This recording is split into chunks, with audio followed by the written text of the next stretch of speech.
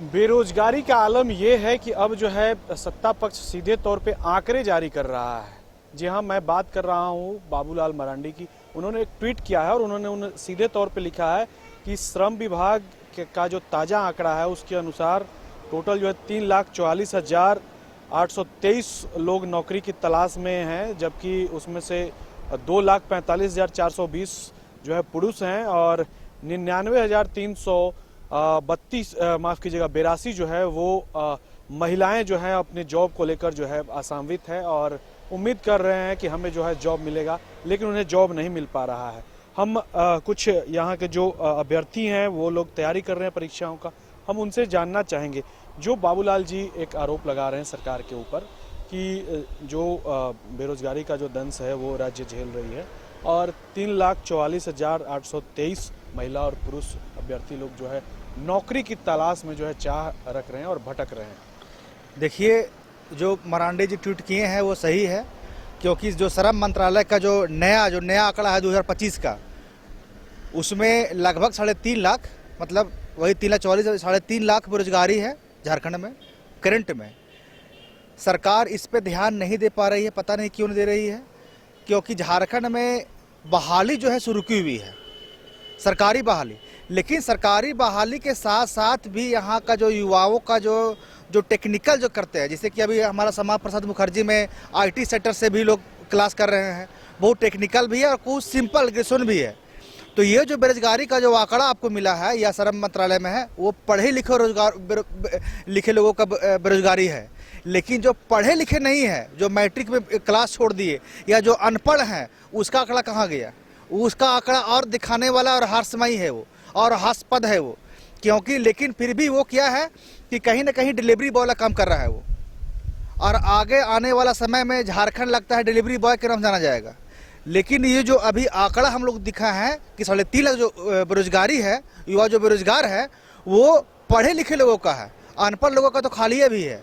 तो ये बहुत दयनीय स्थिति झारखंड का है। लेकिन यहाँ पर कहना चाहेंगे कि सरकार को इस बेरोजगारी को समाप्त करने की दिशा में काम करना चाहिए। उसके लिए सीधा जो पहल ये जो अपना रहे हैं सरकार की, हम मैया सम्मान योजना देंगे या कोई भी जो प्रोत्साहन राशि होता है, अगर उसको वो छोड़ दिया जाए तो देखिए कि आप देखेंगे कि अभी जो आंकड़ा सरकारी का आंकड़ा का है कि महिला जो मैया सम्मान योजना के लिए जो महिलाओं का जो आरक्षित जो अभी हुआ पंजीयन हुआ है, रजिस्टर हुआ, लगभग 50 लाख महिला का हुआ है। अब 50 लाख महिलाओं को रजिस्ट्रेशन हुआ है मैया सम्मान योजना में। बताइए 2,500 मिलता है एक महिला को, अगर उसको गुना कीजिए आप, अरब रुपया एक महीना में जा रहा है।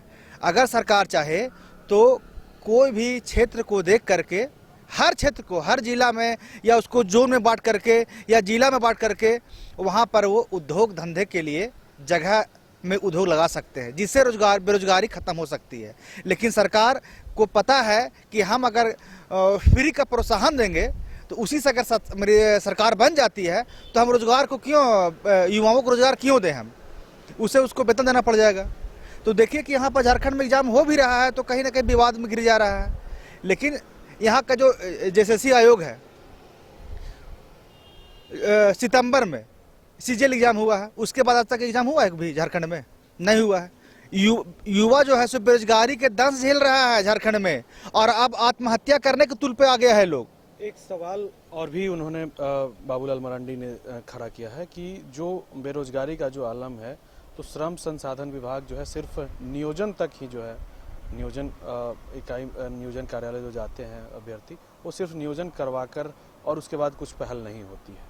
उसमें मेरा भी नाम है नियोजनालय में। सरकार निकाली थी कि अपना एक पंजीयन वहाँ पर करवा लीजिए, तब आपका आंकड़ा उसी से आता है। अब इसलिए कि आंकड़ा फिर वही दिखेगा ना कि कितना बेरोजगार है। तो इसलिए आपको हम बोले कि वो पढ़े लिखे लोगों का ही है आंकड़ा।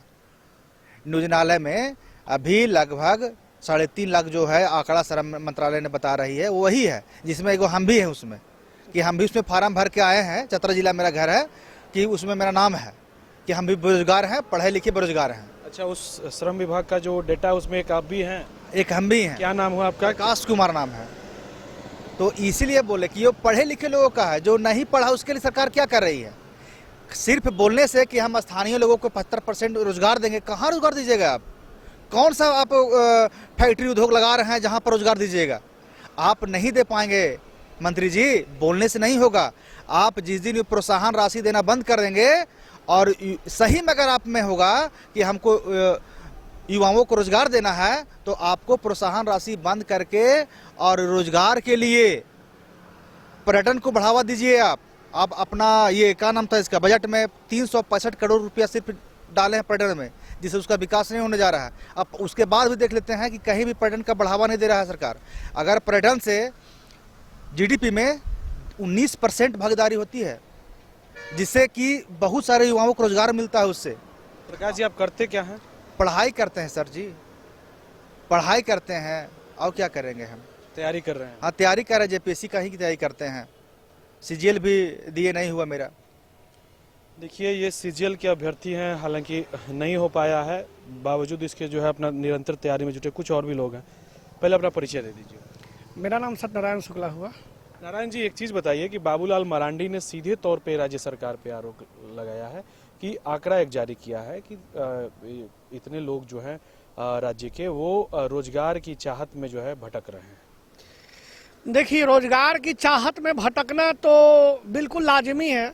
ये सरकार आई थी तो पहले जब पिछले 5 साल जब इन्होंने राज किया था तो बोला था 5 लाख रोजगार देंगे, बेरोजगारी भत्ते देंगे ना, ग्रेजुएशन को 5,000 देंगे, जो पोस्ट ग्रेजुएट है उनको 7,000 देंगे। तो ये सरकार आदिवासी मूलवासी को मूर्ख बनाकर झूठा आश्वासन देकर ये सिर्फ सत्ता में बनी रहनी चाहती है। इसके बाद आप देखे होंगे कि अबरी आई तब मैया योजना ले आया। मतलब कि झारखंड के 2 चयनित संस्था हैं, जेपीएससी एंड जेएसएससी।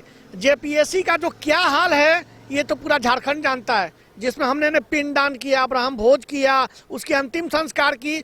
मतलब किसी संवैधानिक संस्था का ये हालात हो गया है कि बच्चे अब उसका पिंडदान, उसका अंतिम संस्कार, उसका अब्राहम भोज कर रहे हैं। आज जेएसएससी इतनी बड़ी संस्था है जहां पर 50-50, 100 कर्मचारी बैठाए गए हैं सिर्फ छात्रों की चयनित करने के लिए, विज्ञापन लाने के लिए, विज्ञापन का जो प्रक्रिया होता है, प्रीलिम्स मेंस सब कराने के लिए। ये लोग तो बैठ के कुर्सी तोड़ रहे हैं, ये लोग स्पष्ट कुर्सी तोड़ रहे हैं। माननीय मुख्यमंत्री जी जब पहले ही कैबिनेट में बोले थे कैलेंडर जारी होगा, जब हम लोग ने कल जेएसएससी के आईओ के सुधीर गुप्ता से मिला, उनके अंदर जो है ना एटीट्यूड बहुत बड़ा चीज है, वो तो बाद में हम जस्टिफाई करेंगे। अभी सुनने में आ रहा है कि माननीय मुख्यमंत्री महोदय, उनकी मिसेज कल्पना सोरेन जी जा रहे हैं सिंगापुर और कहीं 3 विदेश यात्रा में जा रहे हैं। उस विदेश यात्रा में वो जा रहे हैं वहाँ ढूंढने ना, वहाँ पर पूंजीपतियों से बात करने। मतलब घर के व्यक्ति खैला भी ना मर रहा है, घर का जो संपत्ति है पूरा लुटाए जा रहा है। जितना बाहरी लोग हैं पूरा हमारे झारखंड की खनिज संपदा पे पूरे तरीका से हावी हैं। और ये जा रहे हैं बंधु माननीय मुख्यमंत्री जी, हमारे बड़े भ्राताश्री, ये जा रहे हैं विदेश का दौरा करने। तो ये हालात है, तब इस पे क्या बोला जाए। मरांडी जी विपक्ष का नेता है, जब उनकी सरकार थी 2014 से 19 में काफी रोजगार मिली। 1.5 लाख रघुवर दास जी के कार्यकाल में एकदम रोजगार जो मिला है बिना विवाद रहित, मतलब वो नियुक्ति हुआ। इनके कार्यकाल में तो एक विज्ञापन आता है ना, तब पीटी आज हुआ तो 1 साल के बाद मेंस होगा, 2 साल के बाद फाइनल क्लियर होगा। ये स्थिति है। यहाँ तो आयोग के अध्यक्ष सचिव नहीं मिल पाते हैं। जब सरकार के पास 9 महीना आप उनके पीछे दौड़िएगा तब यहाँ अध्यक्ष सचिव मिलते हैं। तो राज्य का तो स्थिति है वाकई में बहुत बुरा होने वाला है, चूंकि जो वर्तमान स्थिति है आने वाला भी भविष्य में ही रहेगा। एक बात और भी उन्होंने ट्वीट के माध्यम से जाहिर किया है कि नियोजनालय में जो है, नियोजन ऑफिस में जो है, सिर्फ नियोजन मात्र तक ही जो है सीमित रहते हैं, उस पर कोई पहल नहीं की जाती। बिल्कुल सही बात है, पहल कहाँ से होगी। सरकार को सिर्फ सत्ता में आना है, और ये सरकार, ये माननीय मुख्यमंत्री जी कहीं संघर्षशील व्यक्ति थोड़े रहे हैं। ये तो अपना पिता के संघर्षों पर माननीय मुख्यमंत्री कहला रहे हैं। ये मुख्यमंत्री कहला रहे हैं नाम मात्र के। इनके पीछे जो चमचे हैं, इनके पीछे जो आसपास में चलने वाले लोग हैं, ये इनको बरगला कर रखते हैं, कोई अच्छा काम नहीं करने देते हैं। और जहां तक ये बात है ना, जो नियोजनालय की जो बात कर रहे हैं, ये बात बिल्कुल सही है, वहीं तक है, वहीं तक लिमिट रहता है, समझ गए ना, वहीं तक लिमिट रहता है। ये बात स्पष्ट है कि जो माननीय मुख्यमंत्री, जो विपक्ष के नेता हैं, प्रतिपक्ष के नेता हैं, उन्होंने स्पष्ट शब्दों में ये बात बिल्कुल सही बोला है कि छात्र जो है जो नियोजनालय की जो बात चर्चा की वो बिल्कुल सत्य है और हमको लगता है वो नियोजनालय तक ही सीमित रहेगा। बिल्कुल। एक और भी लोग हैं, हालांकि आप करते क्या हैं? हम बस छात्र का सेवक करते हैं, जेपीएससी जैसी बड़ी संस्था में आवाज उठाते रहते हैं, साथ में तैयारी भी करते हैं। बाबूलाल मरांडी ने एक आरोप लगाया है, सीधे तौर पे वो अपने ट्वीट के माध्यम से वो कह रहे हैं कि लगभग 3.5 लाख जो युवा हैं वो रोजगार को लेकर जो है भटक रहे हैं। रोजगार को लेकर के आज से नहीं, जब से झारखंड बना है तब से ही लोग भटक रहे हैं, तब से भ्रष्टाचारी में फंसे हुए हैं। और जब मुख्यमंत्री हेमंत सोरेन जी आए तो हम लोग को बहुत उम्मीद था कि 5 लाख नौकरी देंगे, बेरोजगारी भत्ता देंगे, तो हम लोग का एक उम्मीद जगा था। हम लोग वोट बहुत ही ईमानदारी पूर्वक उनको दिया और वो जीत भी गए हैं, लेकिन वो ईमानदारी नहीं दिखा है। वो ईमानदारी इसलिए नहीं दिखा है क्योंकि उनके पास सिर्फ और सिर्फ झूठा आश्वासन रहा। लेकिन वो तो कह रहे हैं कि हम मैया के भरोसे पे चुनाव जीते हैं। मैया के भरोसे तो मैया आई कहाँ से है? उसके बच्चे जब तक खुश नहीं रहेंगे तो मैया सिर्फ खुश रह करके, अगर मैया ही सिर्फ वोट देगी और हम लोग वोट नहीं देंगे तो वो जीत जाएंगे क्या? ऐसा है? ऐसा तो संभव नहीं है। अगर मैया नहीं देगी, ये पिताजी नहीं देंगे, बेटा लोग नहीं देंगे, बेटी लोग नहीं देगी, तो खाली मैया के भरोसे में जीत जाएंगे? ऐसा तो नहीं है। सभी लोग मिल करके चुनाव वोट दिए हैं तभी जीत पाए हैं। और अगर 99,000 कुछ जो महिलाओं का जो सीट खाली है, अगर उतना का भी हो जाता है तो समझिए कि कितना घर परिवार संसार बच सकता है। मतलब एक लड़की का शादी होता है तो लोग बोलता है एक गांव बस गया, तो समझ लीजिए कि 99,000 महिला का सीट खाली है। अब इससे आप अंदाज़ा लगा सकते हैं कि कितना का घर आबाद हो सकता है। तो हम यही चाहेंगे कि जितना से जितना जल्द हो सके मुख्यमंत्री साहब जो कैलेंडर जारी करने का बात किए हैं, कम से कम उस बहाने से तो छात्र पढ़ाई करेंगे।